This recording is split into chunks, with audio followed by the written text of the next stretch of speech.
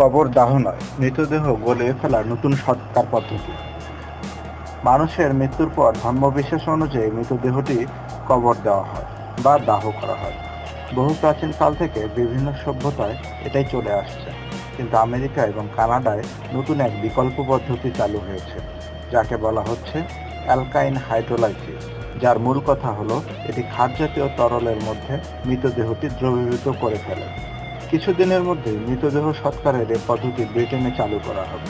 অনেকে একে বলেছেন পরিবেশ বান্ধব সৎকার বা গ্রিন ক্রিমেশন, যাতে কবরের জন্য কোনো জায়গা খরচ হবে না, মৃতদেহ পোড়ার জন্য কাঠ, আগুন বা ধোঁয়া বা বিদ্যুৎ খরচের ঝামেলাও থাকবে না।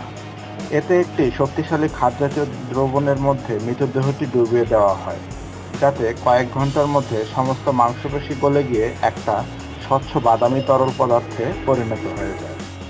এরকম 14টি সৎকার কেন্দ্র এখন বিভিন্ন দেশে চালু রয়েছে। এসব কেন্দ্রের কর্মকর্তারা বলেছেন, যারা কবর দিতে চান না তাদের মধ্যে 80%ই এখন এটা পছন্দ করেছেন, যা তাদের বেশ অবাক করেছে।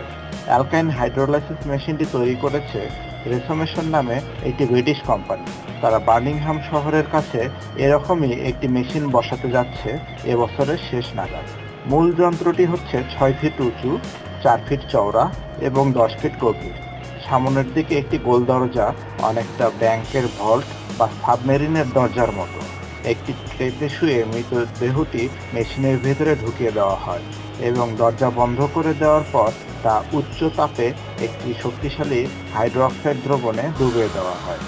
আমেরিকার মিনেসোটা অঙ্গরাজ্যের স্টিলওয়াটারের এমনি একটি সৎকার কেন্দ্রের কর্মকর্তা জেসন ব্রাস্ট বলেছেন, এটা কবরে মৃতদেহ যেভাবে প্রাকৃতিকভাবে পচে গলে মাটির সাথে মিশে যায়, এই মেশিনের ভেতরে ঠিক সেই প্রক্রিয়াটিই ঘটে, কিন্তু তা ঘটে কৃত্রিমভাবে এবং অনেক দ্রুত গতিতে। একটি মৃতদেহের হাড় ছাড়া পুরো শরীরটা তরলে পরিণত হতে সময় লাগে মাত্র 90 মিনিট থেকে 4 ঘন্টা পর্যন্ত, বলেছেন মিস্টার ব্রাস্ট। এরপর দরজা খুলে হাড়গুলো সংগ্রহ করা হয় এবং তা আরেকটি যন্ত্রের সাহায্যে ময়দার মতো চূর্ণে পরিণত করা হয়।